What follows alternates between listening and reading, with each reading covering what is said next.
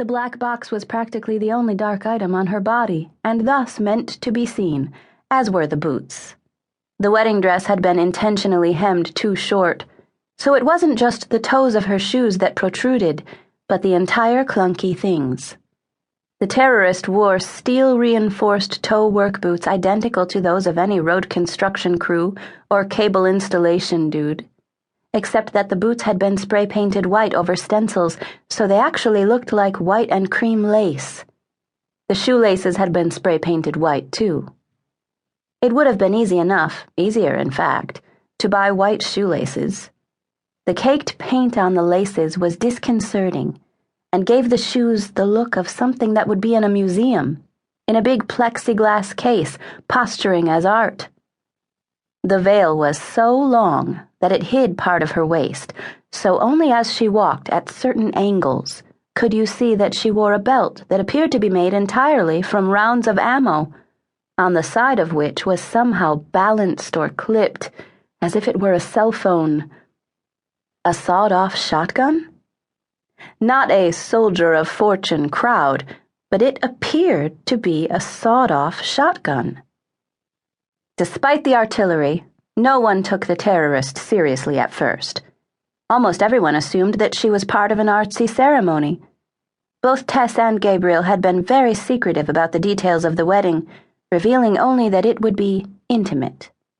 The older guests, who believed in the importance of ritual at a time like this, who resolutely understood that your own wedding was the worst possible time to try to get creative, attempted to smile indulgently.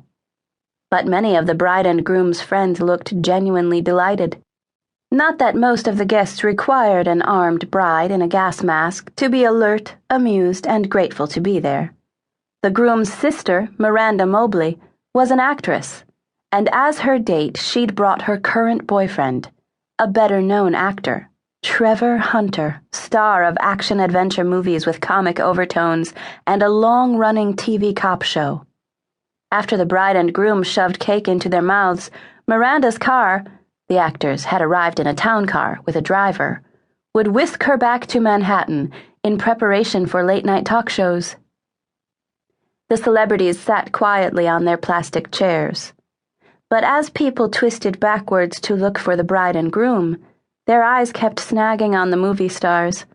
In fact, most people's first thought was that Art Bride was Miranda, harnessed into a supporting role as ironic maid of honor.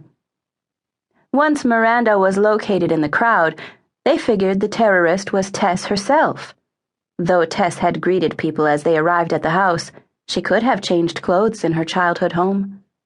One or two of the guests, grinning, began to look around for the groom, who they assumed would also be in costume.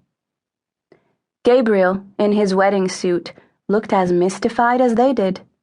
But they assumed his shock was just part of the performance, even when he craned his neck to find his bride-to-be.